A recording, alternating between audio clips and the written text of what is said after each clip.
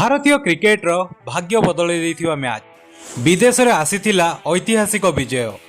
प्रतिकूल परिस्थिति रे चमकी दादा सफल हैला गांगुली जुआ। भारतीय क्रिकेटर माननकु दर्शक माने देवतार आसन देइथान। तेबे विफलतार सामान फैन माने मध्य क्रिकेटर कुश पुतलिका दाह करिथान। अतीत रे भारतीय दल विदेश में मैच जीतिबा स्वप्न परि थिला। किछि हाथगणती मैच को छाड़ीदेले विदेश में भारतीय दल मैच ड्र रखा ही विजय भाव गणा जाउथिला। एपरि स्थिति रे गोटिए मैच जहाँ भारतीय क्रिकेटर भविष्य को संपूर्ण बदली देइथिला। आज आम कथा हेबा 2002 हेडिंग्ली टेस्ट विषय रे, जो मैच भारतीय क्रिकेटर इतिहास को बदलाई देइथिला। सौरव गांगुली नेतृत्व में भारत इंग्लैंड को एक इनिंग्स और 46 रन हराई विदेश में विजय हासिल करथिला। एहा परठारु भारतीय दल विदेश में सीरीज मध्य जीतिबा आरंभ करथिला।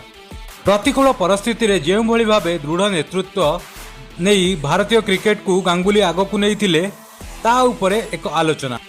एही सीरीज पूर्वरु गांगुली नेतृत्व रे भारत एकाधिक फाइनाल रे हारिथिला।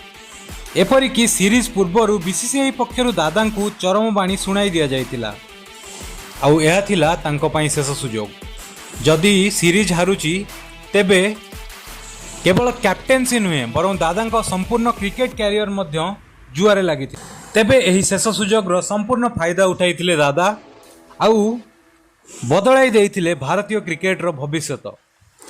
हेडिंग्ली जहाँकि स्वाभाविक भावे पेस बॉलर को सुहाई थाए, तेबे गांगुली भारतर शक्ति अनुसार 2 जन स्पिनर सह मैच खेलिबा को ओल्हाई थिले। कैप्टेन्सी रिस्क रे रहिथिबा बेले गांगुली एही रणनीति तांकु श्रेष्ठ बोली प्रतिपादित करिथिला। प्रथम 2 दिन बैटिंग करिबा फल भारतीय स्पिनर को मैच रो शेष 2 दिन रे सुजोग देवा पई गांगुली जो रणनीति खेलिथिले ताहा सफल मध्य होइथिला एवं भारत एक ऐतिहासिक विजय हासिल करथिला। मैच आरंभ रे सौरव गांगुली एक निर्भीक निष्पत्ति नैथिले। हेडिंग्ली रो आकाश संपूर्ण मेघाच्छन्न थिला आउ पिच पूरा घास रे भर्ती, जेउठी बॉल स्विंग एवं सीम हेबा अत्यंत स्वाभाविक थिला। तेबे गांगुली टॉस जीति प्रथम बैटिंग करने को निष्पत्ति नैथिले। विपज्जनक वीरेंद्र सहवाग मात्र 8 रन करी आउट होइथिले। लागुथिला गांगुली प्लान जेमती भारतीय टीम को बैकफायर करिजिवो। तेबे एही समय रे क्रीज को आसीथिले निर्भरयोग्य द ओवाल राहुल द्रविड़। संजय बांगर सह मिसी से भारतीय दलर इनिंग्स को आगकू नैथिले। बांगर 236 बॉल खेली 68 रन करथिबा बेले द्रविड़ खेलिथिले 307 बॉल मैराथन इनिंग्स आउ स्कोर करथिले 148 रन। द्रविड़ को एही मास्टर क्लास इनिंग्स एते चमत्कार थिला कि तांकू मैच रे प्लेयर ऑफ द मैच घोषणा करा जायतिला। अन्य मानक मध्य रे सचिन तेंदुलकर स्कोर करथिले 193 रन आउ स्वयं निजे अधिनायक गांगुली सम्मुख भागरू भारतीय आक्रमण नेतृत्व नेबा सह स्कोर करथिले 128 रन। 628 रन रे 8 विकेट हराई भारत इनिंग्स घोषणा करथिला।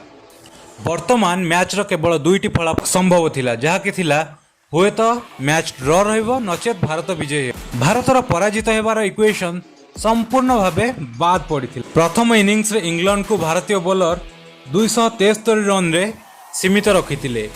अनिल कुंबले और हरभजन सिंह प्रत्येक 3टी लेखाएं विकेट नहीं बेले जाहिर खान को खाता को जाइथिला 2टी विकेट।